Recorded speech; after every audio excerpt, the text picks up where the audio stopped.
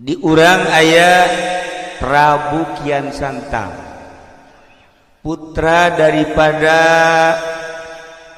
Prabu Siliwangi, putra daripada Prabu Kitu Satwu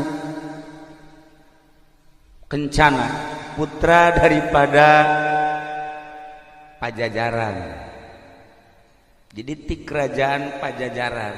Dek nanya kamu Haji Pendi, ai kerajaan Pajajaran letaknya di daerah mana? Bandung. Tuh kan? Tama pasar Pajajaran. Ya Allah. Numantak ulah disangkanya na diajak ku Haji Agus, Haji Sarua pinter atuh teu. Diajak mah diajak mah. Jeung lain teu dibere nyaho. Isuk-isuk dibere nyaho lohor geus eueuh. Magrib dibere nyaho atuh jam 12 geus eueuh. Eta ilmu bisa kitu ilmu. Lah iyalah para jamaah kaum muslimin wal muslimat rahimakumullah. Singkat nabai ya mah tahun 1315 Masehi diangkat Prabu Kian Santang jadi panglima perang. Kulantaran nyana diangkat jadi panglima, nyana neangan musuh. Di Bogor sahanu jago, di Jawa Barat sahanu jago, di luar Jawa Barat sahanu jago. Bebejalah kabapana Prabu Siliwangi, abah kula diangkat jadi jelema sebagai panglima perang. Asana datang ke saat ieu can nyaho ka getih kula. Hayang nyaho ka getih kula tunjukkeun bejakeun saha nu panggagahna khususnya di Jawa Barat umum nama di Indonesia atau di dunia. Eta bapana teu bisa ngajawab, teu bisa ngajawab. Cek bapana eueuh deui nu panggagahna mah nu mantak anjeun diangkat jadi panglima teh saat ieu mah anjeun nu panggagahna. Eueuh deui. Perang jeung saha bage moal anu mahi ka anjeun mah. Keur ngobrol kitu jol aya aki-aki. Cek aki-aki teh ulah kitu sebab dunia lain Indonesia doang. Kerajaan lain di Indonesia hungkul. Besi hayang nyaho nu gagasan ieu panggagahna sadunya eta ayana di Mekah.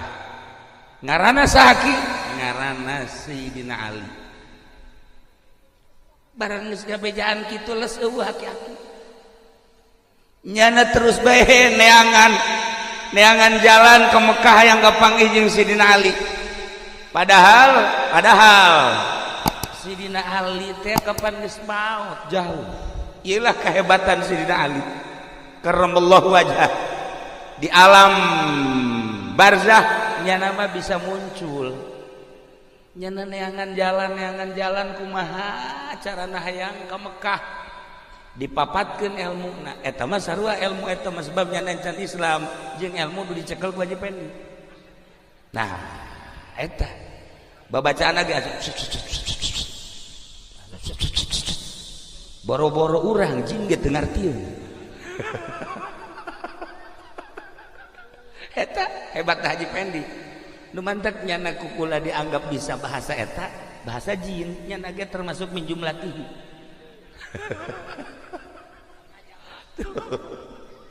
Akhirnya dibaca babacaan eta langsung sehiber datanglah ka Jidah.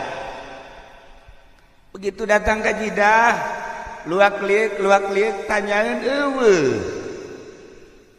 Begitu tanyaeun eueuh ka saha, ieu sinanya katinggali di kajauhan aya aki-aki.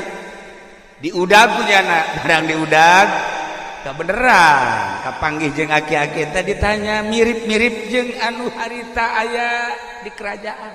Aki-aki teh asa siga kieu. Lah lamun ku urang di dalam meureun siga si eta bae aki-aki teh. Ngana itu mah gagah ieu mah wallahu alam.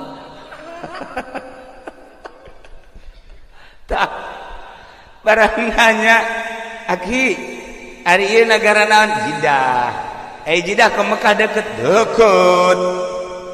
Oke. Cak Aki emang aya naon kula hayang kapanggih jeung ngaran Sidina Ali bejana pangjagona. Bener cek yana. Bisa mun hayang kapanggih, lain bisa deui hayu dianter. Nah, lamun Aki daek nganter kula bunga luar biasa. Ya anter. Ayo dianter lempang sekitar 50 meter cek si Aki. Aduh, hampura jang. Tungked Aki tadi tuh diurut ngobrol orang tinggalin. Coba pang mawahkeun ka dieu. Pang mawahkeun, cepet. Lompat. Langsung aya tungkedna di dinya cabut. Dicabut teas. Sakali teas, 2 kali teas, 3 kali teas keneh bae. Sia tungked aya-aya bae ngahesekeun ka aing, dipapatkeun punyana bahasa cuas-cuasna. Nu tadi teh begitu dipapatkeun diangkat, Masya Allah lain kaluhur beuki ka handap.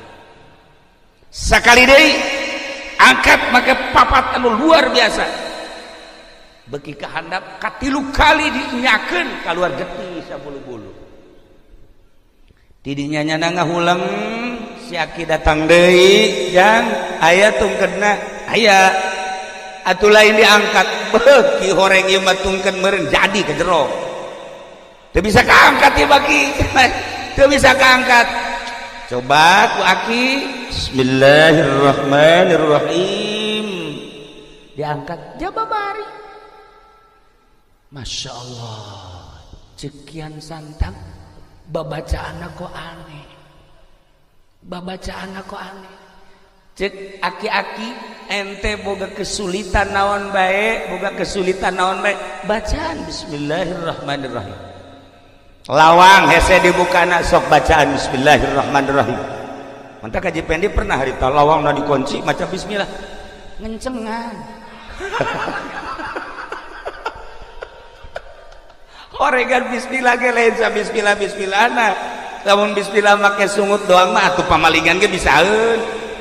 Atuh pamalingan ge bisaeun, DPR ge bisaeun maca bismillah. Atuh pan wallahu alam ka dituna mah. Ya pemerintah ge aya dik ceramah maca bismillah heula, ngan nyaho ingetna ka Allah eta bismillah nyaho ingetna ka mana? Coba, ih pemerintah sia mah jahe. Dasar pikiranna ka jahe mah. Waduh, dasar pemajikan keur maot geus maot, inget ka dinya bae nya. Berarti bener ya mah ya. Tadi di mobil gitu kira-kira di Cikarang aya tuh aya mah aya sanu daek. Ya Allah ya Rabb. Nah, bacaan bismillah. Akhirna nanyakeun manehanna Ki, baca bismillah eta aya syarat teu lamun hayang manjur? Aya. Syaratna kumaha? Syaratna kudu maca 2 kalimat syahadat. Nah, engke bae heula kita mah urusan maca 2 kalimat syahadat, penting kula kapanggih heula jeung Sidina Ali. Hayu, ai kapanggih jeung Sidina Ali mah hayu. Diajak ku si Aki lempang di jalan aya nu nanya. Cek nu nanya teh, Tuan Ali, punya di mana? Kagetnya. Ti anu lempang deui. Kayak dia nu nanya Sidina Ali di mana? Mun bahasa urang kan bahasa Arab. Itu anu beki pertanyaan bae dina hatena asal ieu Sidina Ali heuh. Asal ieu cekeun 3 kali jelema nya sasalaman nya nanya nya pelukan. Akhirna nya nanya ka ieu ye kanu katilu. Mun ceuk urang mah ari ieu emang saha masih ieu Sidina Ali. Masyaallah cekeun. Atuh langsung ditangkep. Atuh lain bebe jati tadi. Ngisin-ngisin kula bae. Paingan eta tungked ku kula diangkat teu bisa. Aju ku anjeun mah bisa. Nah, ku ari geus kajahoan bahwa kula Sidina Ali ente kan di Indonesia teh neuk neangan jago. Neuk hayang tarung henteu. Boro-boro tarung jeung jelema ngangkat tungked ge geus teu kuat. Tah, jelema arif wali Allah kekasih Allah teu kudu gelut dek dakwah teh. Ngarupa bae henteu kudu woh, boros. Atuh, ieu mah ye iya tadi pendi mun dakwah lain ngalobaan Islam lain ngalobaan lain yakin ngalobaan lain bahkan anak nage arindit ayolah akibat lalagaan dakwah nu asli seperti tadi bil ahwal bil af'al karak bil akwal. Masya Allah karim kos gitulah akhirnya dipeluk sangat jadi peluk ulah minta jampe nu tadi cek Sayyidina Ali bisa dibikin jampe nu tadi asal baca 2 kalimat syahadat ayeuna kaula dek baca 2 kalimat syahadat sok dibaca asyhadu an la ilaha illallah wa asyhadu anna muhammadar rasulullah beres langsung berangkat ke Indonesia hibar teu bisa lantaran babacaan anak nu tadi makan babacaan Hindu kuari makan geus Islam unyana dibaca babacaan anu tadi teu manyur akhirnya maca bismillahirrahmanirrahim rada hampang tapi can bisa hibar rada hampang coba Bang Haji bismillah coba kikituan coba baca sekali baca 2 kali 3 kali dibere cara ku Sayyidina Ali hei anjeun teh ayeuna geus Islam deuk hiber ka Indonesia moal bisa make bahasa jeung wirid anu sok dipake ku anjeun bacalah bismillah jeung bacalah ieu wali bejakeun anu ieu nama bismillah na baca 9 kali ulah napas tambahan baca ieu beureum sok berangkat dibaca sesuai jeung perintah Sayyidina Ali datanglah ke Bogor tidinya menghadap ke bapakna bebeja bahwa kaula selama ieu teu aya nang tangan Sayyidina Ali nu gagah teh ternyata lain sembarangan horeng gagah teh gagah zahiran wa batinan kula geus asup Islam bendulah Prabu Siliwangi akhirna indit Prabu Siliwangi geus teh indit tetep bae anjeunna kan diangkat jadi panglima terus dakwahnya terus ngajakan Islam ngan harita aya jelema nu ngomong Prabu ari anu Islam mah biasana sok disundatan nah sekarang kula ge inget kula ge harita ku Sayyidina Ali disundatan cek nya maka wari ente nu paheula disundatan mangga disundatan kunyana disundatan kabeh henteu disesakeun jeung pamajikanna jeung tunggul-tunggulna bea kabeh didinya langsung ngagoler bae atuh kabeh bea maka pas di daerah anu disundatan paeh teh eta teh lemburna ngaranna Islam Salam nah atawa Islam Nunggal nu kabelah dieuna dibahasakeun ku urang Garut mas Salam Nunggal tadi nama Islam Nunggal kulantaran rada hese dilempekeun Salam Nunggal tidinya Sayyidina Ali ke Mekah deui hayang kapagih jeung Sayyidina Ali lantaran nu disundatan paeh bebeja nyana yang Ali hampura kula di ditu nyundatan kok kula mah teu paeh itu mah paeh kumaha cara nyundatanna dibeakeun kabeh atuh deuleuh deuleuh nu maneh beakeun teu atuh ulah kabeh maka dibere cara nyundatan ku Sayyidina Ali netalah seperti pengkong-pengkong nu maraheula akhirnya langsung merdeka Indonesia kujara disundatan simpen nah iyalah sejarah nyundatan di samping eta Prabu Siliwangi kaditu deui guguru nyundatan oge guguru keislaman untuk keyakinan supaya mantap deui nyana di ditu diganti ngaranna nu tadina Prabu Kian Santang diganti ku Sayyidina Ali menjadi Sunan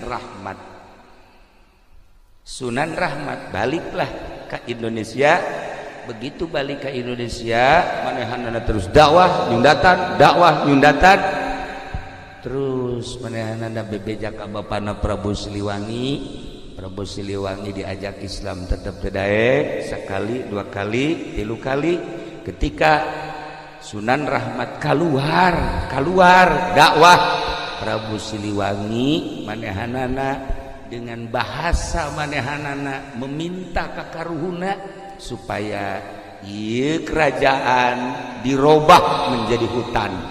Maka seketika etalah ku embung-embungna asup Islam, Raja Pajajaran dirubah sakicep menjadi hutan.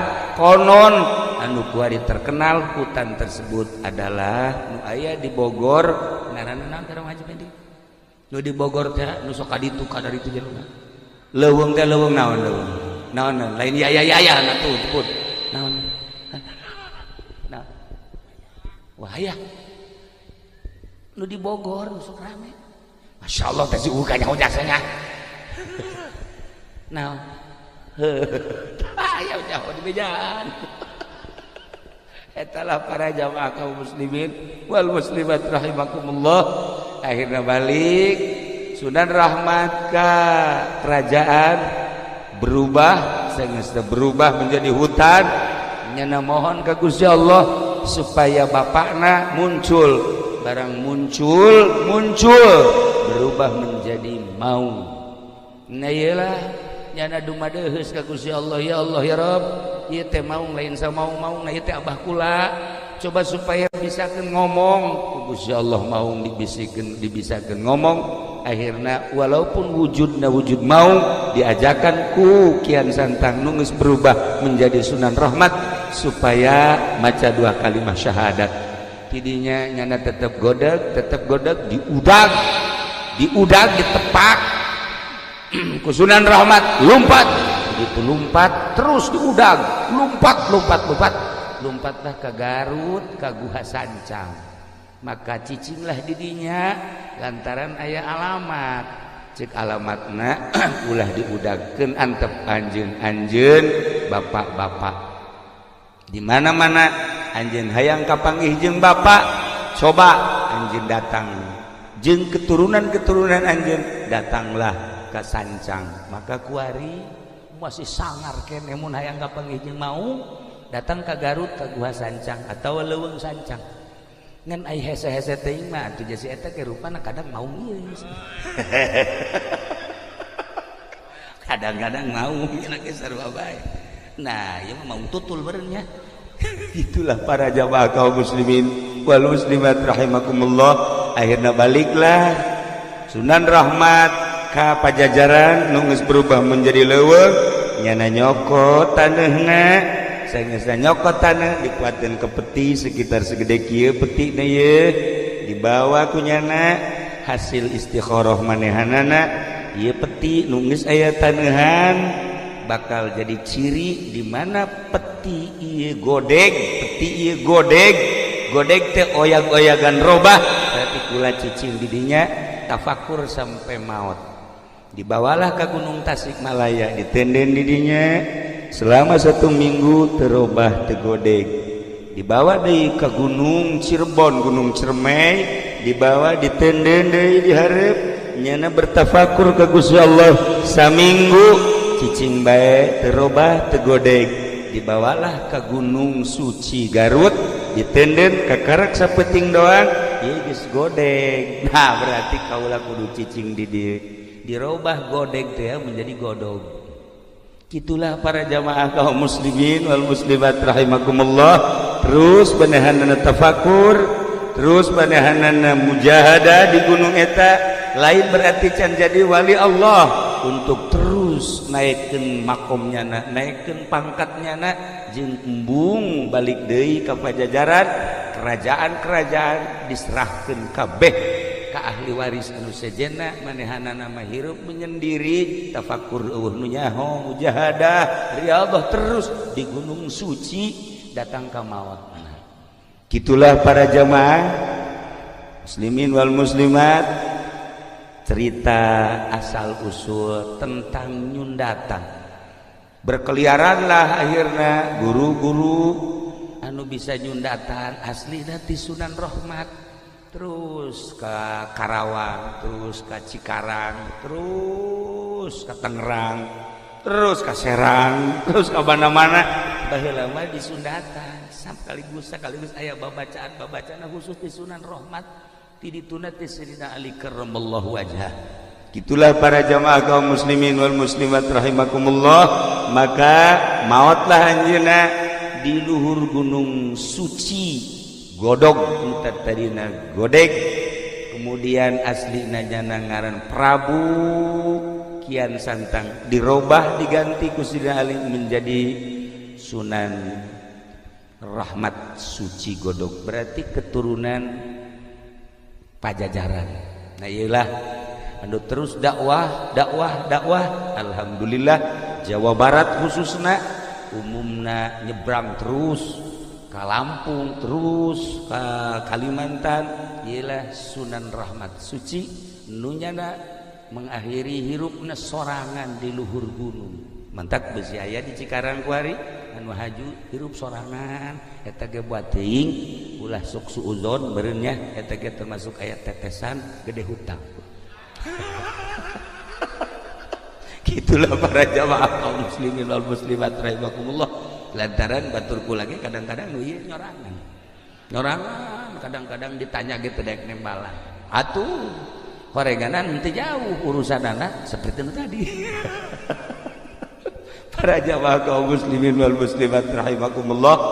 Nah sesuai jeung naon gitu garana hajat ieu sesuai jeung maksud Haji Rusli nyundatan silsilah nyundatan seperti tadi. Insyaallah simkuring malam ieu istirahat, kemudian isuk menuju Garut ziarah ka Raden Rahmat, diangkat menjadi gitu Prabuna dileungitkeun sebab eta mah kehinduan baheula, maka dijadikan adalah ngaranna Sunan. Sunan eta asli nama cek Sunan Ampel adalah sungsuhunan. Sungsuhunan eta pangluhurna mun di bangunan. Geus lamun aya seorang wali kahiji kadua katilu geus jadi mursyid maka disebutlah Sunan. Wariga loba ye di Cikarang Sunan loba, alhamdulillah gua lagi ngadeng Karawang, Cikarang geus loba Sunan ye, masyaallah karim. Alhamdulillahirabbil alamin. Eta mah kudu hubunganana jeung nu gendut eta di dieu sakara Sanen.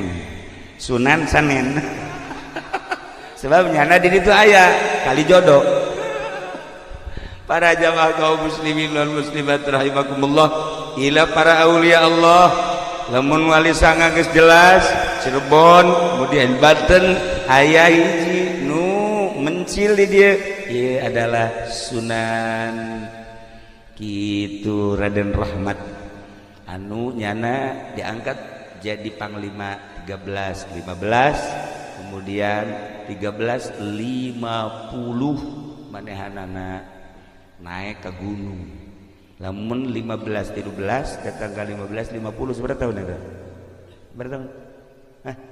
77 tahun nyana naik ke gunung. 7 tahun di luhur gunung wafat. Insyaallah sekilas di sejarah kewalian aya lamun dicaritakeun kitu guru-guruna kabeh terterang ngaran-ngaran. Keluargana terterang ngaran-ngaran. Nyana di Pajajaran kamaina kalima, kemudian anak-anakna Prabu Siliwangi kabeh terterang dan lain-lain sebagainya. Aya selembaran-selembaran di kitab-kitab anu teu bisa dijual belikeun, ieu mah nyaritakeun sejarah tentang asal usul nyundatan.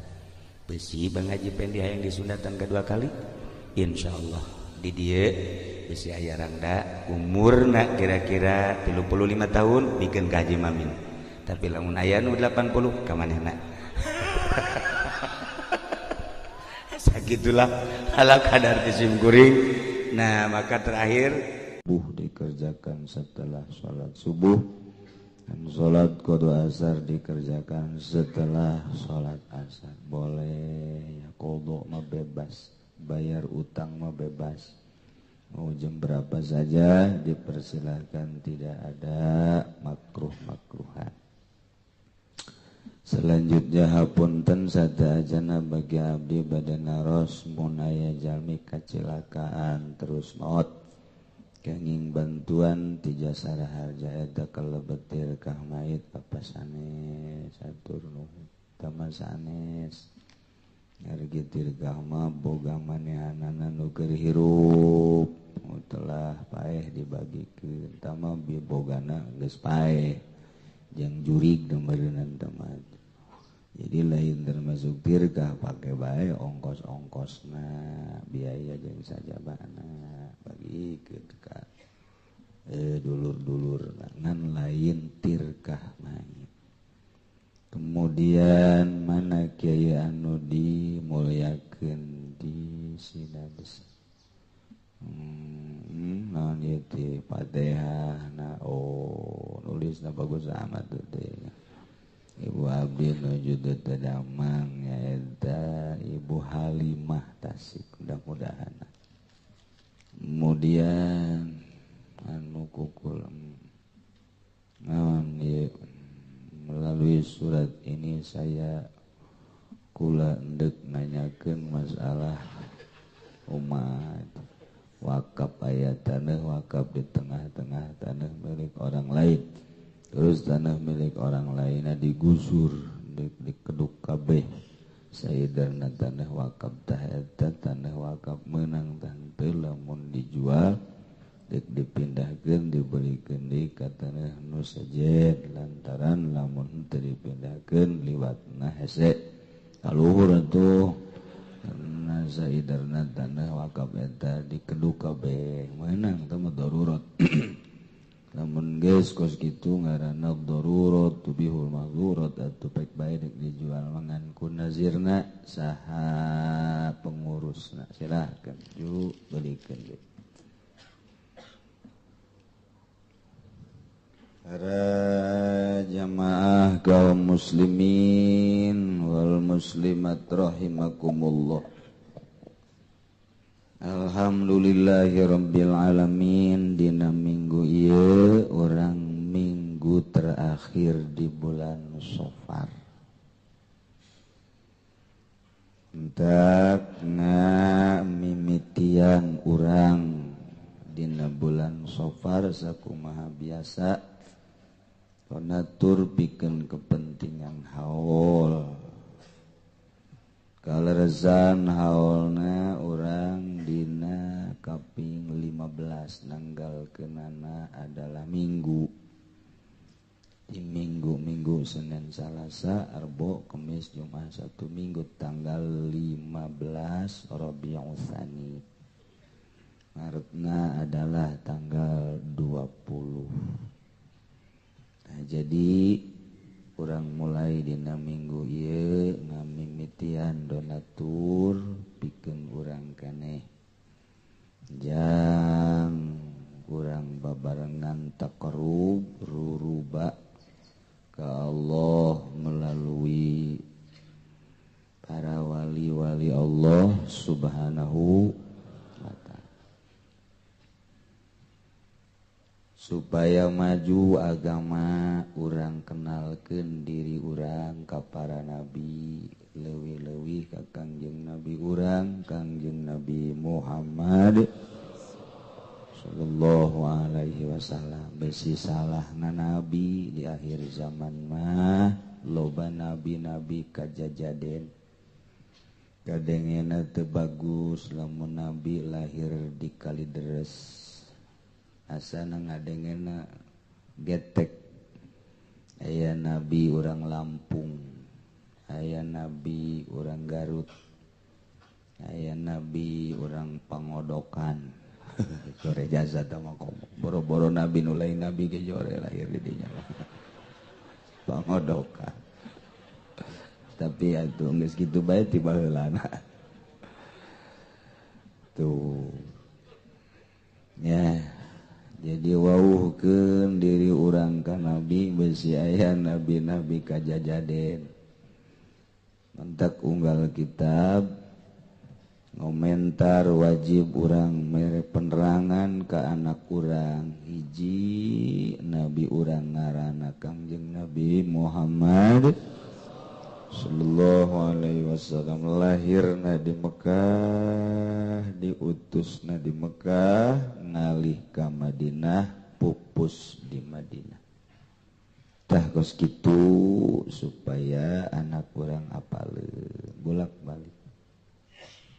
Mantakder ku ahli sunnah mah dikembangkeun jadi tiap bulan Maulid ngayakeun acara Maulidan jang supaya ngajelaskeun kisah-kisah ti mimiti lahir Kangjeng dugikeun ka pupus. Urang manunggeus karolot alhamdulillahirabbil alamin ti mimiti muludan baheula cukup ku asraqol ku marhaba datang ka dikembangkeun ku ceramah-ceramah bahkan nu lain ahli ceramah ge seperti artis aktor milu ilu biung di dunia ceramah ku cinta-cintana ka Kangjeng Nabi nyahoteun ku resep da dibere amplop ka mah macam-macam pokona mata mah nya hiji. Kemudian atuh kenalkeun diri urang ka para wali-wali Allah Subhanahu wa ta'ala. Abeh maju agama teh sabada Kangjeng teh aya penerusna ialah para khulafaur rasyidin.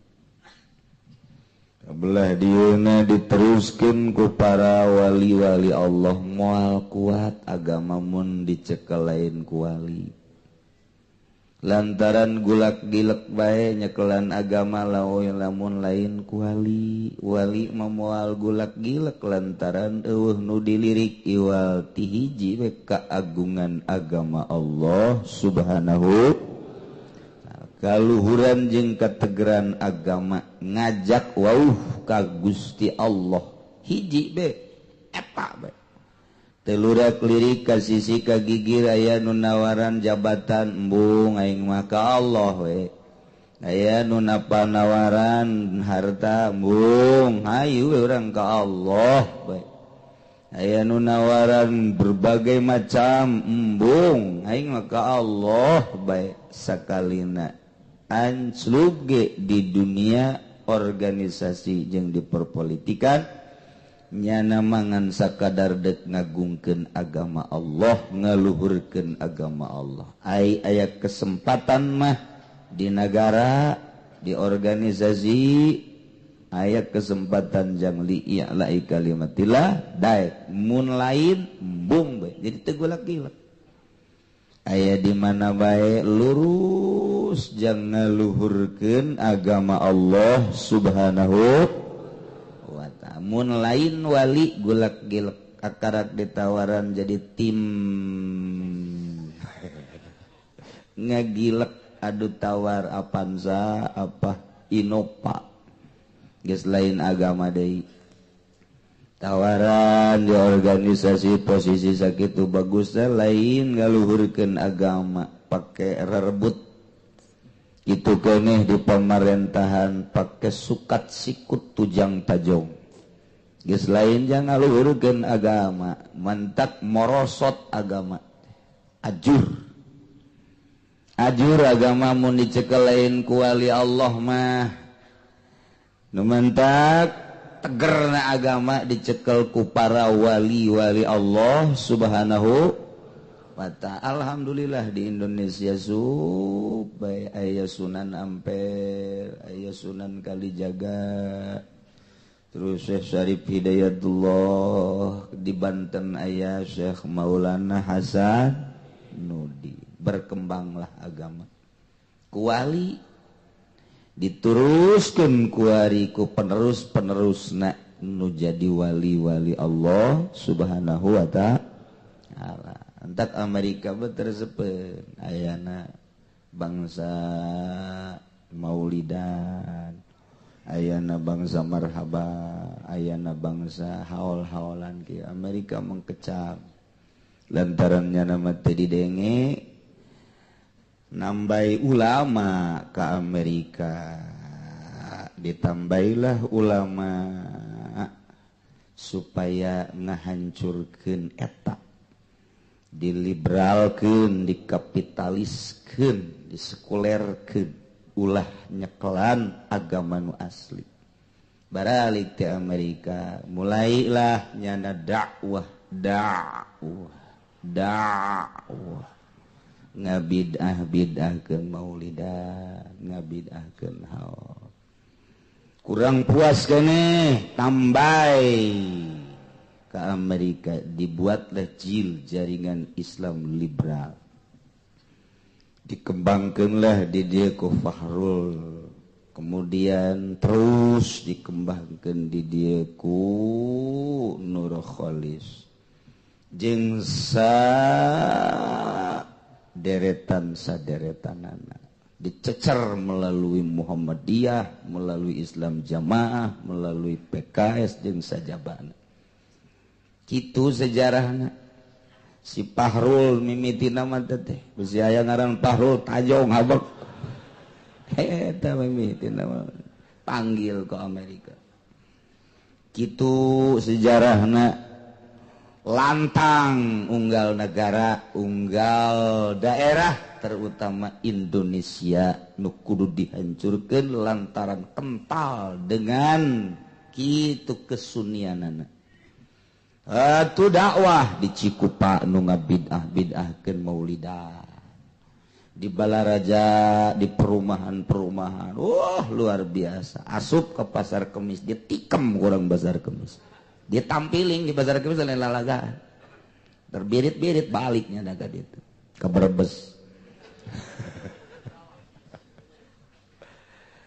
Alhamdulillah sakitunya na pohara jasa ngaantikeun maulidan jeung ngaantikeun haul makin berjamur. Meureun karomah wali hararudang. Hararudang boro-boro anu harirup nu pae ge di Tanjung Priuk acak-acakan. Karomah lamun geus hudang sing hajat. Emang kumaha gitu aya bantuan-bantuan Allah Subhanahu wa ta'ala. Di zaman urang mah kuari urang geus mengenal insyaallah lah moal robah, mudah-mudahan urang diberi kuat teger iman urang ka Allah jeung ka Kangjeng Nabi Muhammad sallallahu alaihi wasallam jeung percaya ka karomahna para wali-wali Allah. Sebab urang aya nu ngadidik di luhurna nu ararasi keneh. Maot urang kabehan pasti bakal mararaot. Cel anak urang incu urang nu eueuh ngadidik wali Allah.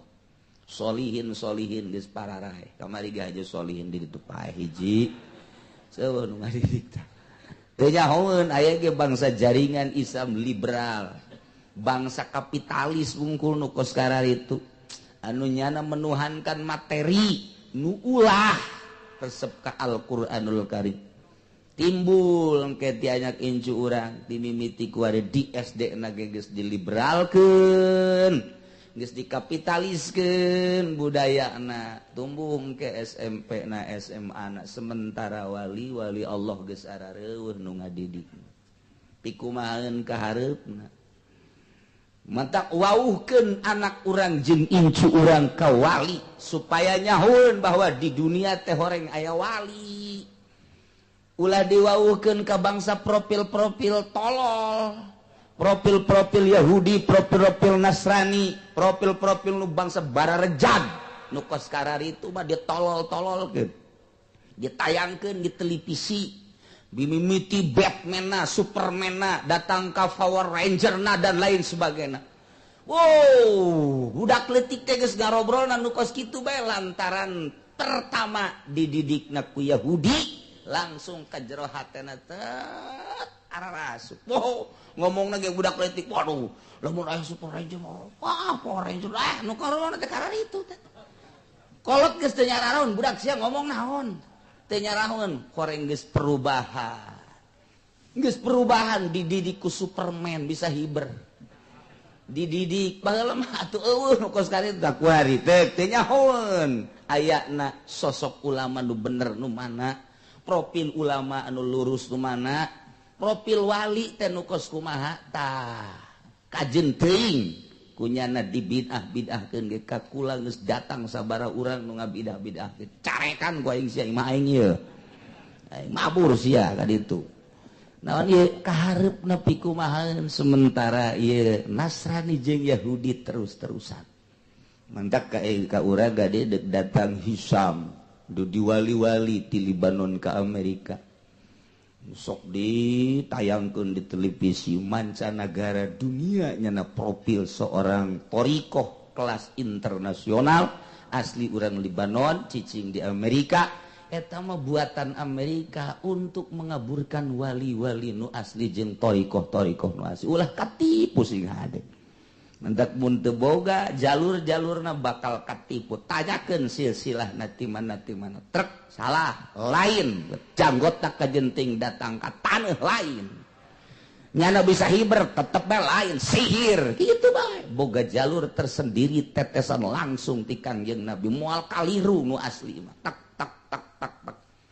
kajenting urang Libanon kajenting urang Turki kajenting urang Amerika lamun asli kanyahoan lain asli kajenting udeng-udengna segede godag nyaho godag sia manya obrang-obrang godag lain bae tetep bae dirangkul kemudian pelukan jeung SBY pelukan 1000 kali pelukan nu nyahoeun ulama Indonesia lain bae Jawa Timur Jawa Tengah nyahon lain torikoh asli sehingga ada besi berkembang di Tangerang kula didatangan kadi supaya datang mesilahkeun tapi ngembangkeun kos gitu awas dek pengajian di pendopo kula supaya hadir berdampingan jeung manehanana dengan Pak Bupati dan Pak Wali Kota embung aing embung apa alasannya embung bae geus pokona teu nyahoeun setelah diteliti trek pengkaburan kaburnya di Libanon diusir ku urang Libanon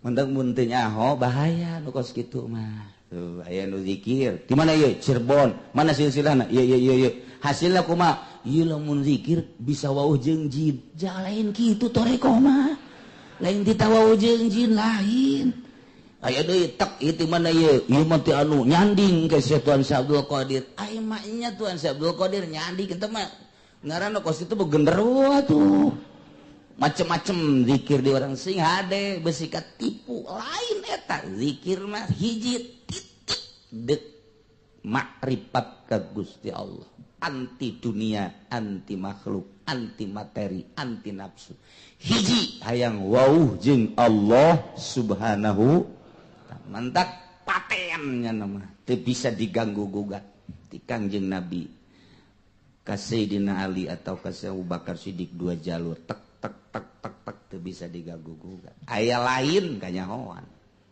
kitulah keistimewaan kitu agama Allah anu dititip-titip ku Kangjeng Nabi lantaran ke di akhir bahaya loba nu ngadompleng tetep bae sadajan loba nu ngadompleng loba nu ngadompleng tetep bae emas mah tetep emas barlen mah tetep barlen bae mantak dibuktamarkeun di zaman kitu Gus Dur muktamar thariqah maksud muktamar thariqah teh endek lain dek nanaon endek mengantisipasi thariqah anu ghair mu'tabarah besi aya thariqah ghair mu'tabarah adu tidak diakui dari jalur-jalur thariqah dibuatlah muktamar thariqah sampai ayeuna aya muktamar thariqah di Indonesia nu kuari diketuai dikepalai ku Habib Lutfi Pekalongan cuman atuh sekedar ketua baik bagus jangan mengecek muktabaroh jeung ghair muktabaroh mantap di urang insyaallah minggu kamari dulu dicaritakeun ngundang Kiai Ndim ti Kendal undangan pertama lantaran TBB Jaka kula karat ngomong langnya nangis ngomong kaditu atuh teu kapanggih kedua kali teu kapanggih nah haja kula ngutus ti dieu berangkat sa mobil kaditu alhamdulillah malah ngobrol panjang malah kitu ramah jeung sajabana nayina na insyaallah bakal hadir di hawal urang geus teu kudu ngomong nu pinter ngomong urang kurang kumaha di Jakarta sakitu ambalaya di Bandung sakitu ambalayahna ieu mah asal neuleuh beungeut na bae ieu lah beungeut jelema nu tilok hees ti peuting sakitu we cek urang Cikupa aja aya aki aing tilok hees cenah batuk bae tapi tah mah gering tah mah tilok hees nah ieu mentek aya deui anu nawaran ti Kalimantan aya nu nawaran besi deuk ngundang aya hiji ulama di Kalimantan sarua ti lokal luar bae geus embungeun nya naon tapi muridna loba nu jadi ulama ieu nu hese ge ieu teh nyitak ulama supaya dakwahna dipake karesep ta eta nu hese teh nu mentak orang-orang Kristen mah neuleuh gereja neuleuh masjid mentereng teh nya nama teu serab neuleuh masjid bahkan disumbang kunyana disumbang ku Kristen mah ditahieun masjid teh disumbang nya nama teu saeutik-eutik acan silau ka masjid gede mewah mentereng henteu sebab masjid mah teu pernah mencetak ulama tapi pasantren yayasan pasantren Koskararieu nya gergeteun jasa sebab dicitaklah ulama-ulama nu lantang nu nyaritakeun haram halal tanpa pamrih tah di pondok pasantren kos kieu mendak trek digeser ku nyana supaya ulah kumaha ieu dengan caranya neuleuh masjid jangan nyumbang bikin masjid sanajan di satu tempat mah hese tapi nyana teu silau saeutik-eutik acan sebab eueuh hiji ulama jebolan masjid tapi pondok pasantren ieu gergeteun jasa aja aing mah nyeun gerget nyana bae geus pokona mah hendak aya jelema Islam gerget-gergeteun ka kos kieu liberal berarti teh Islam teh tah kos kitu da ieu wari urang insyaallah tanggal 15 urang ngarayakeun haul seorang kutub mulai ti kuari urang sakumaha biasa saikhlasna urang babarengan ruruba memperkenalkan diri urang kawali Allah anak incu urang ngan ulah dibejaan nu sejen-sejen mah urang bae nu sejen-sejen anu teu ngaji mah ulah urang bae geus lah kitu ge urang ge aya anu sempet bae nu teu sempet ulah geus teu kudu ieu mah urang bae babarengan nyambungkeun silsilah urang ka para wali ti para wali langsung ka Kangjeng Nabi ti Kangjeng Nabi ka Gusti Allah Subhanahu wa ta'ala. Jadi kesimpulan mah sakadarnya obe dugi kadanget ieu insyaallahan tinggal kumaha kersaning Gusti ka dituna apakah waktuna nyana atuh ku Allah diizinan sehat ya jeung sajabana tinggal urang ngadoa mudah-mudahan urang dipanjangkeun umur ku Gusti Allah dugi ka haul oge terus dugikeun ka tambah-tambah ibadah urang oge mudah-mudahan anjeunna dibere lalugina ku Gusti Allah aya izin ti Gusti Allah dikersakeun ku Gusti Allah hadir di haul urang teu hebat ngomongna asal diuk bae doa cukup komo bari jeung nyana nyarita mah sadaek nanyana moal kaluar ti caritaan ibadah ieu nu sekarang itu moal nyana mah paling ge nyarita-nyaritakeun zikir nyaritakeun ma'rifat nu sekarang itu bae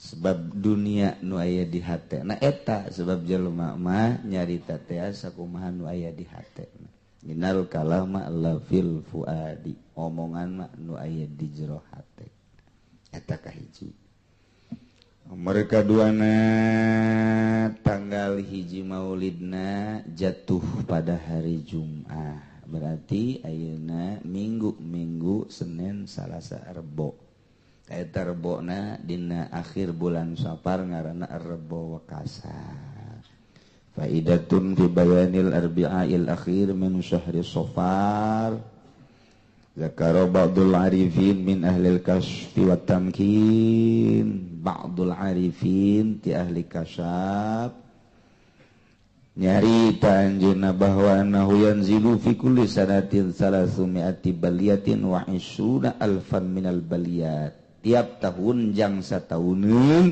eta adalah 320.000 balai diturunkeun 320 balai yakni penyakit diturunkeun ku Gusti Allah sakaligus wa kullu zalika fil yaumil arbi'il akhir min syahri Safar.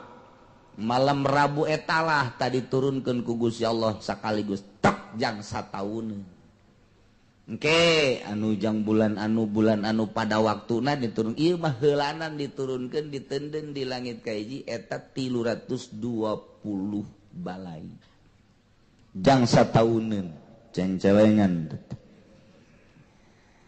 Jadi atuh fayakunu zalikal yaum as'aba ayyamis sanah poe eta teh perbo eta tah watu pang berat-berat da pang bahayana poe dina sataun poe rebo eta tah rebo kasar rebo akhir dina bulan Safar pilingan kitu antisipasina taqarrub para ba'dul arifin ka Gusti Allah jaeta dengan kasafna dibere aya faman shalla fi dzalikal yaum arba'a raka'atin sajalema nu salat dina poe eta 4 rakaat yaqra'u fi kulli raka'atin minha ba'dal fatihah surata idza a'tayna kal kautsar 17 marrah dan selanjutnya ngan urang mah teu kudu. Jadi urang mah teu kudu salat, urang mah geus teu kudu. Atuh emang kayang nah. Diulangkeun mah pas jasa atuh. Aduh. Ieu mah khusus di ba'dul arifin ka ba'dul arifin sebab moal bisa cara nah geus jalain jang umum jang khusus bae. Jang umum teu kudu malah mun aya anu salat di masjid ulah milu urang mah ngan ngageunggeurekeun ge ulah. Bisi aya urang lembur ustad ngajakan salat terbo kasar ulah urang. Ulah milu ngan ngageunggeurekeun ulah antepkeun nyana-nyana urang-urang ngageunggeurekeun ulah milu ge ulah binah hukumna jang umum kecuali jang khusus aya cara-cara tersendiri doa nama teu naon keur geus difotokopi doa na teh Allahumma ya syadidal qawi ya syadidal mihal ya azizu zalat li izzatika jami'u khalqika ifini min jami'u khalqika ya muhassinu ya mujammilu ya mufassilu ya mun'imu ya mukrimu ya man la ilaha illa anta bi rahmatika ya arhamar rahimin Allahumma bisairil hazani wa akhihi wa jadihi wa abi wa ummi ikfini syarra hadzal yawma yanzilu bihi ya kafi fasayakfikahumullahu wa wasami'ul alim wa hasbunallahu wa ni'mal wakil wa la hawla wa la quwata illa billahil aliyyil azim. Doa na eta ajunyin salalim ba'da subuhna yin salalim azimah nah mun azimah nama silahkeun ka para kiai ustad nu bisa nulis ke ba'da subuh poe rebo kacaikeun hasilna memeh ngadahar jeung nginumna naon eta heula. Baheula geus difotokopi doana jeung salalimna ngan ku ari mun ditanya di mana teh fotokopian wallahu a'lam. Geus teu nyararaho deui. Boro-boro anu ngaji denge dan kilang ditulis ge neundeuna di mana meureun. Sakitu ge ditulis. Komo nu ngaji denge doang mah geus salsup asal asup ti katuh kaluar ti kenca, asup ti katuh kaluar ti kenca. Oh masalah sakitu. Pokokna mah ngaji ngorot-ngorot dosa gitu bae geus. Komo nu geus kolot mah boro-boro nu geus kolot nu ngora keneh ge para rohwan bae. Komo haju loba nonton TV mah. Kamari pas surat Malaysia jeung Indonesia sabaraha meureun ilmu nu nganceng eta. Ngaranceng ilmu sakali jeung surat ngaranceng geus teu karasa insyaallah. Nah ieu jadi rebo isuk rebo wekasan ba'da subuhna eta engke nulis salalim salamun ala Ilyasin salamun ala Musa wa Harun salamun terus qala rabbir salalim ngaran aya azimahna nu geus baheula teh eta ditingali deui kemudian dicatet buku ditulis kacaikeun caina ke ka sumur-sumurkeun ka kulah ka mana terutama nginum urang heula ti heula tah kitulah dina rebo wekasan dina rebo isuk ulah waka ka mana heula mun memeh nginum eta jangsa tauneun eta supaya urang ulah kakenaan cocoba jeung balai anu ku Allah diturunkeun dina malam Rebo eta. Urang nuluykeun pangawasan urang walau kharajat bi ghaibati li ziyaratin wa nahwiha lam taskut. Sarwiti boga salaki ngaran Zaid kuari ke Zaidna usaha ka Jakarta. Sarwiti sorangan di imah aju di jero keur salaki nya Sarwiti ziarah ka dulur. Sarwiti ziarah ka indung bapa Sarwiti ziarah ka tatangga nu kudu didatangan aya kepentingan nu kudu didatangan ta eta model ngalayan nu gering aya nu maot takziahan ta eta nya Sarwiti kaluar ti imah waktu salakina keur eueuh ngan kaluarna aya motif anu dimenangkeun ku agama yakni ngaziarahan dulurna atawa ngadatangan indung bapana atawa nyana ngalayan nu muriang tatanggana atawa nu mau tatanggana tetep bae napakana teu gugur wajib bae ki Zaid mere napaka.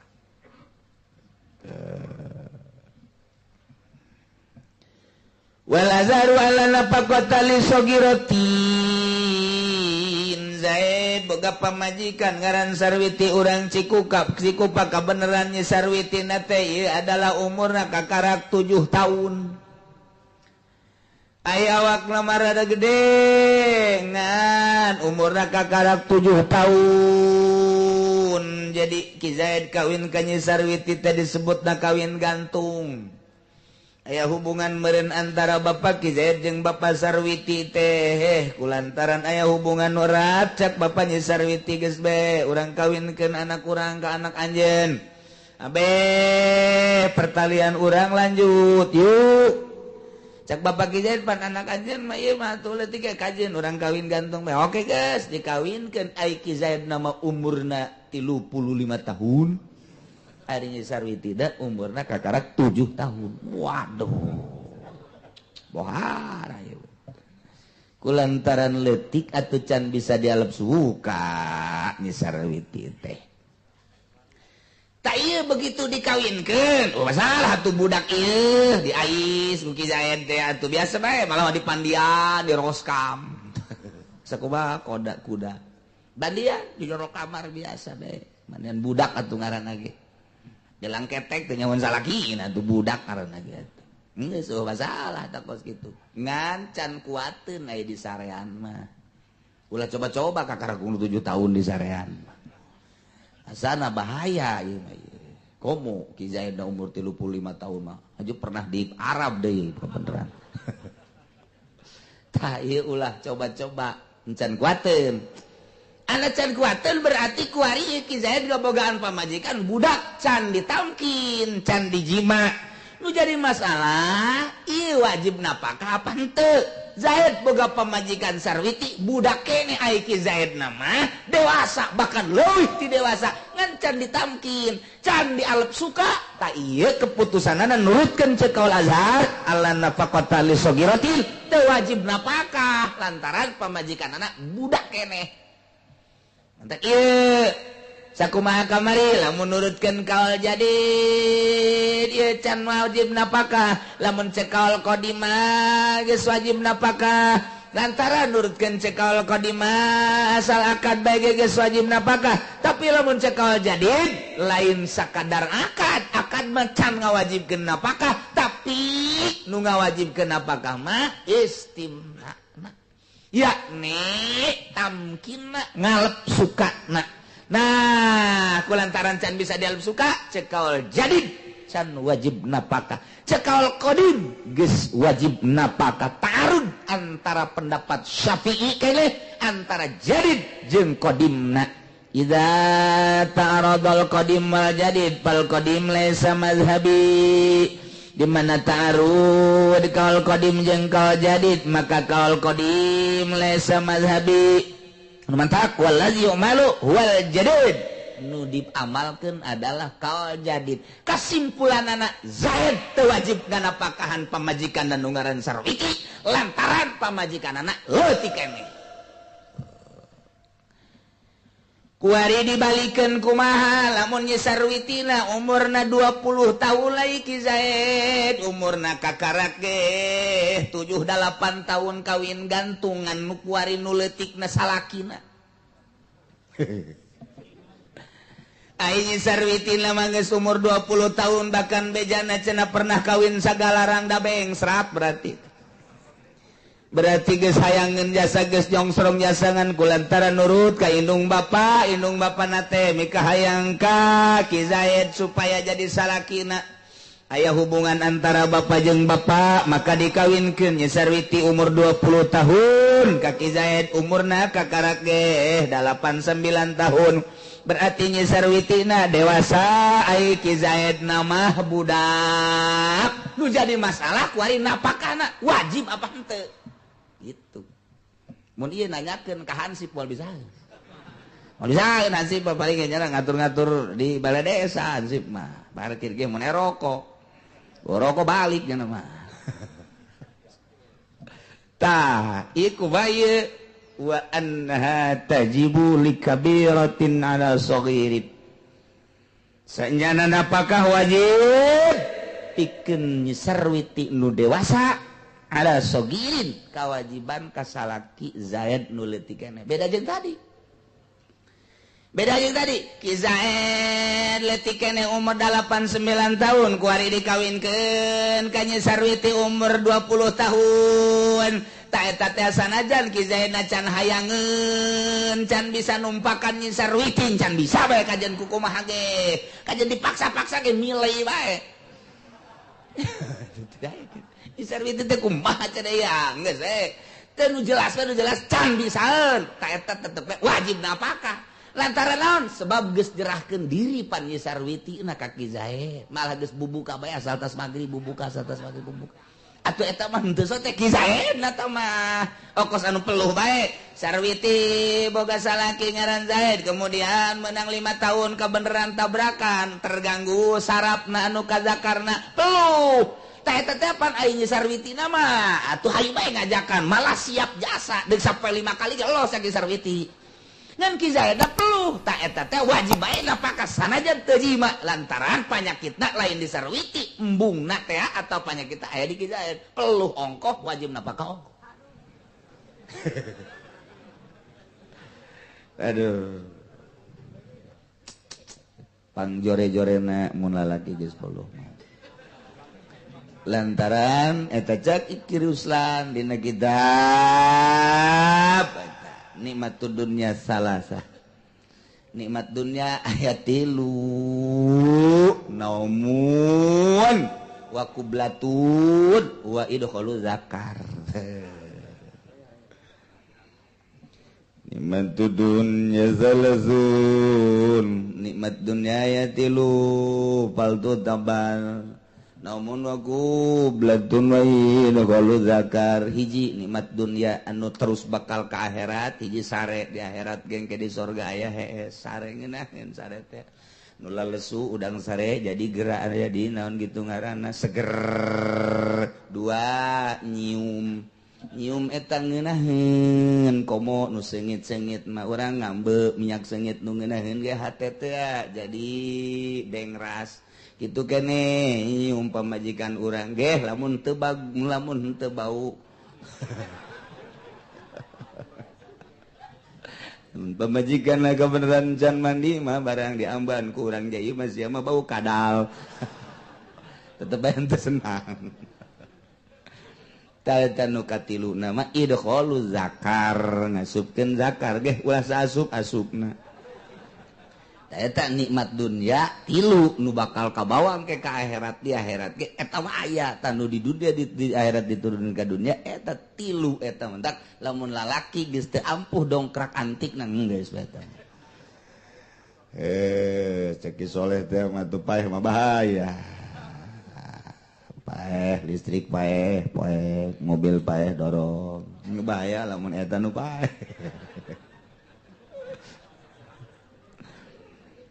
Masya Allah.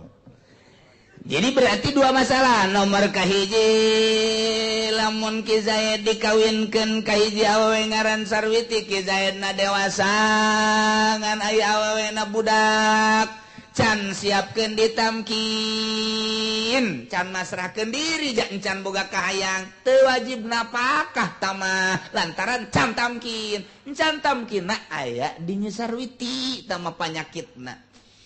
Hartina panyegahna kuari dibalikeun Ki Zaidna budak kawin ka Nyi Sarwiti dewasa, ta eta mah Nyi Sarwiti mah geus siapeun jasa ta eta ngan Ki Zaidna anu barana budak keneh, maka wajib napakah ta mah. Kumaha lamun aya awewe munggah haji tanpa aya izin ti salaki, Ki Sarwiti teh yang munggah haji keukeuh jasa ka Ki Zaid teh ngomong deui.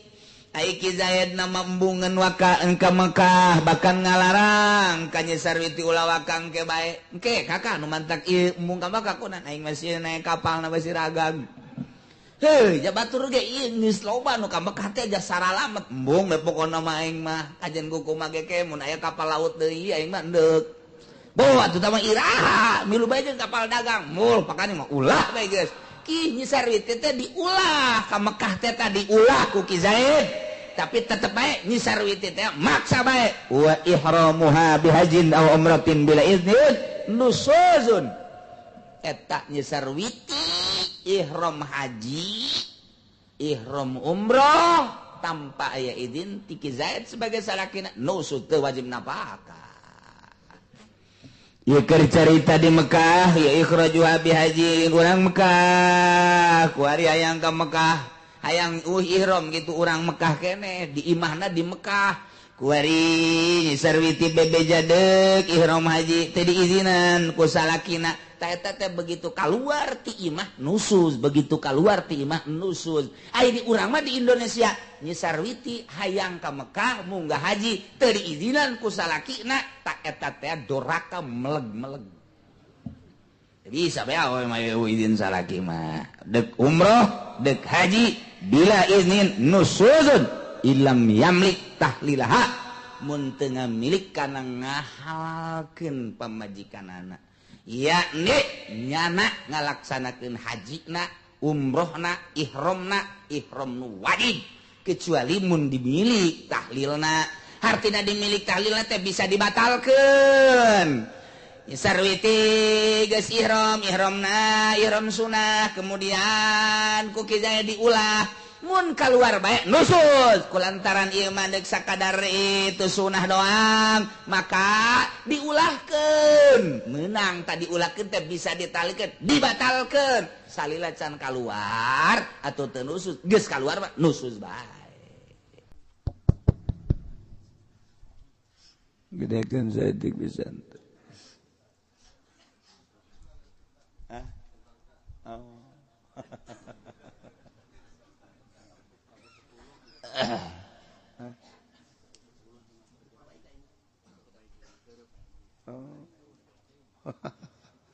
Sebelum enggak sangka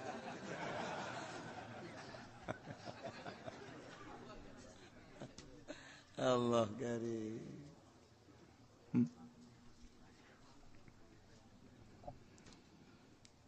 Beneran ieu teh keur nyaritakeun tentang pertandingan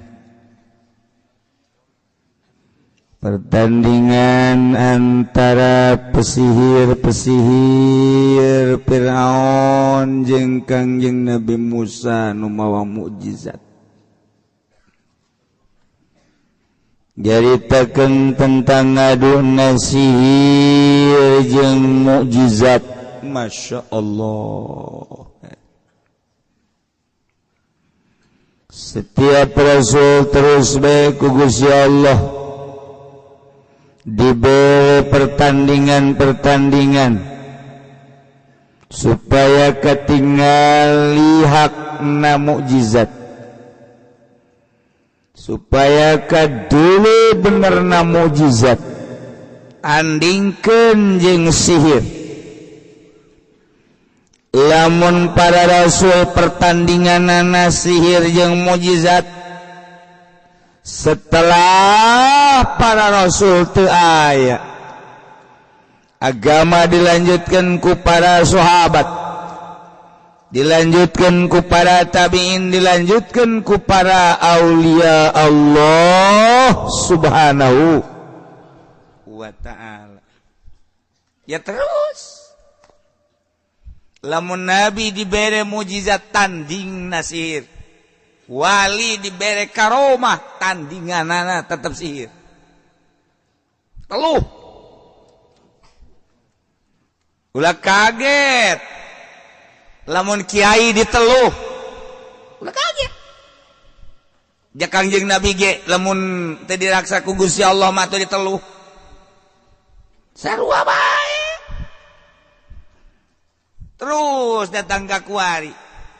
Terus perseteruan jeung pertandingan antara sihir jeung mujizat, sihir jeung karomah, sihir jeung maunah.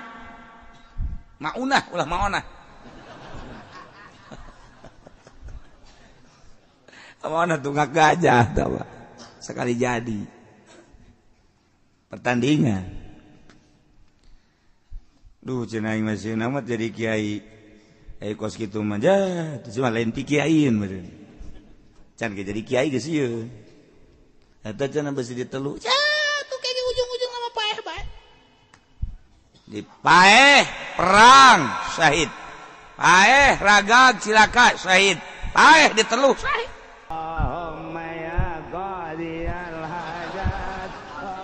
Siapa amin bangun dek neluh ka aing.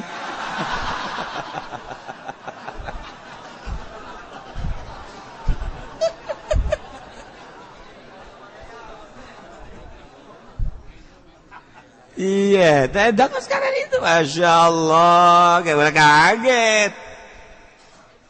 Ya orang mah atuh boga pendamping, belah dituna Gusti Allah, besi terlalu keren pendamping Gusti Allah mah isin, aya malaikat, malaikat tega dampingi orang, mantap, orang teh ya, orang segede orang, kadang-kadang sok aya aneh, kumaha aneh nak? Anehnya kadang-kadang orang si penting anu najong. Itu teh maksudna mah eta teh tidak hudak. Malaikat teh, namun lain malaikat jin meureun salah jalan. Jin ge, ai hampura cek cenah aing salah jalan. Kata aja urang, ngan urang mah geus hudang teh jam sabaraha? Jam 2. Deuh, puting kene. Sial jasa rep deui. Bodoh pada tanah Allah. Eta teh geus aya bimbingan berarti. Urang lamun sering maca sholawat, eueuh deui wiridan mah sholawat. Kakula sok anu maksa mantau wiridan-wiridan nu jetu sholawat. Datang keluar, mah dibere sholawat di bae cek geuna. Ai sia kumaha? Sholawat teh ka Kangjeng Nabi, Kangjeng Nabi teh afdalul makhlukot, sambungkeun diri sia ka Kangjeng Nabi ku sholawat. Hayang naon ujianana? Sia masuk hararese jasa. Beda sholawat teh ngomong jeung babaturanna. Ieu sholawat di.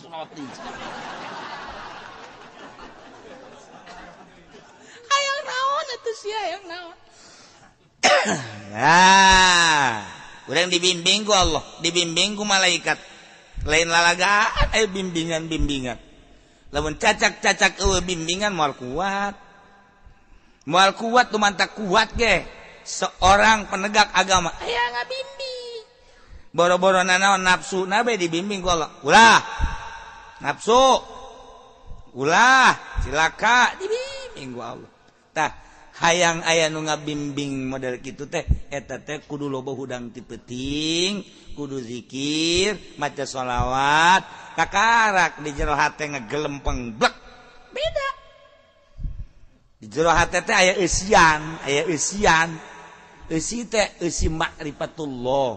nu mawa wani nu mawa teges anu mawa lesang maripat ngomong eta kapan lamun henteu maripat mah teu lesang aya hartina teu lesang teh aya muatan bae ngomong urang di hareupeun bupati muatanana amplop ngomong urang di hareupeun anu ngariung muatanna berkat kos kitu bae kan tuh atuh teu bener kumaha aja sih makara itu itu kudu dibenerkeun ku sia aja ingin nyaho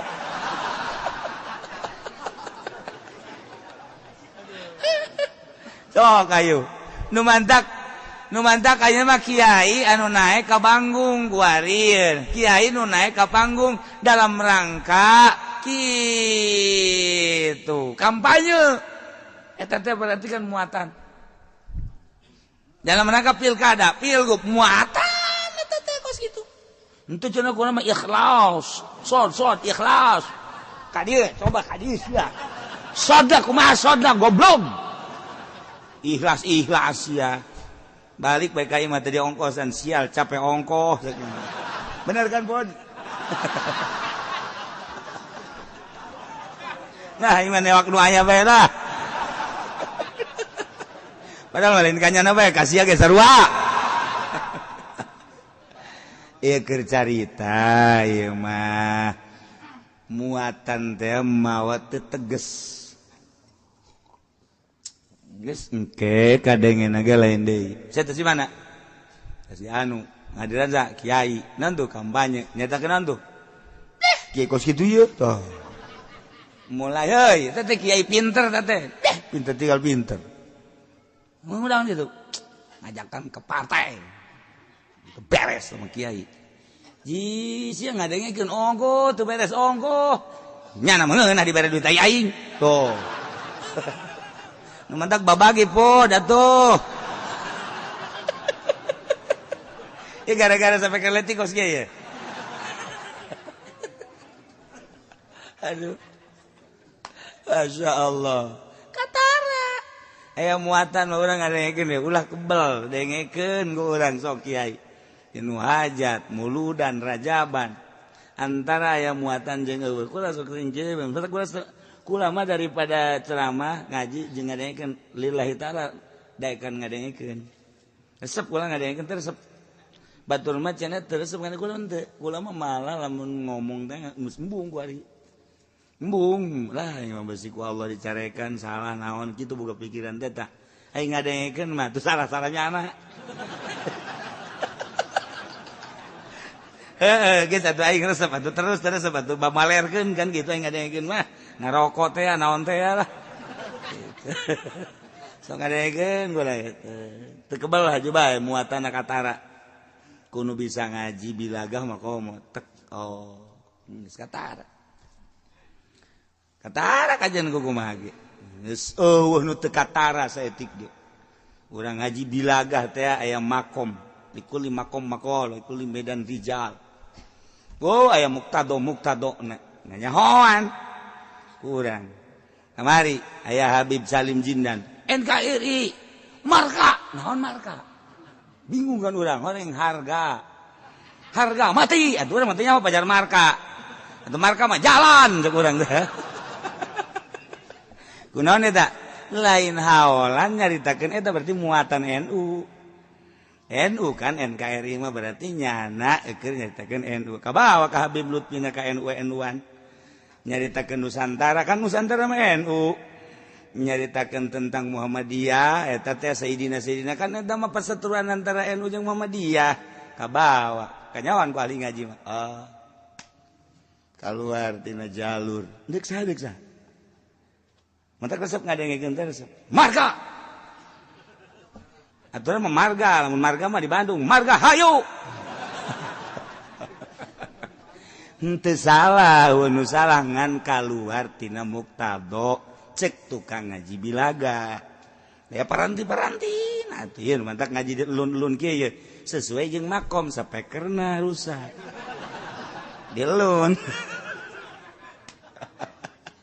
situasi makom ayo naik naon ieu tok geura kiai mana bae naik ke panggung kanyawan nyawan muatan NU muatanana partai muatanana itu pilkada pilgub aduh bakal kanyawan nah tina muatan eta niatna engke ku urang dideuleu naon niatna Allah maha uninga tak kula geus dibere embung muatan gitu teh ngaji bae ngeunaheun sana ngaji mah bolon sia goblok sia cek kiai aing dibolon-bolon balik sia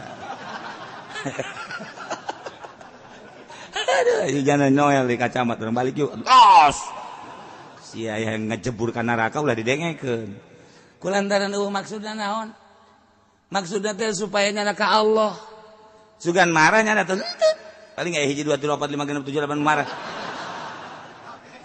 atuh sabodo jaing mah teu ngamusun ngamarahan nyana maksudna dek dijadikeun dibawa ka Allah sabisa-bisa daek nyana ngadekeun elos berarti menang hidayah teu daek cenah mundur bae yuk ngajina yuk didinya mah didinya di Cilogon urang jauh cenah abe babari balik atuh elos emang aing teu nyaho gitu jauh anu ngabejaan tuh di masjid aya hiji nyaho manu tadi teh di dieu ngajina kudu jauh ka ditu bong aing lamun sasalaman cenah teh poe aing carakan malulu itu gua ngomong gitu tuh sia ngaji ongkoh aya anu geus bugraget teh ka kula bugraget kiai tapi kunaon tuh aya rekamanana mah menta deui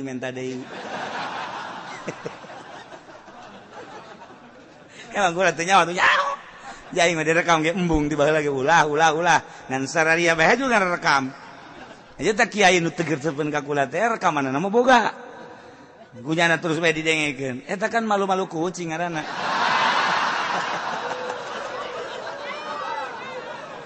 ngan teu nanaon kula mah hari nyana aya mangpaatna mah tu mangga bae baik bae henteu aju kurana bendu teu mun kula bendu bae carekan ku Allah entek eueuh nu dipake ke bendu sasage pamarentah emang kula bendu ka pamarentah ka bupati deukeut ka gubernur deukeut komorano karno pernah shooting bareng ban baheula gara-gara sampai kerkos ge jadi kieu ya tah atuh teu bendu teh naon ka WH ka Arif henteu nyana urusan nyana manusia kula urusan kula manusia hubungan kemanusiaan akur pagawean beda-beda kula mah kula nyana mah nyana wayah kula nyaritakeun agama kadenge ku nyana teu bener henteu bendu kula mah ka nyana bendu ka kula urusan nyana cenah aing mah teresep ka kiai ya tuh boro-boro nyana rang da kolot ge teresepkeun ka aing kecuali nu ngora siapa sok bisa bae ieu ngaji naon sih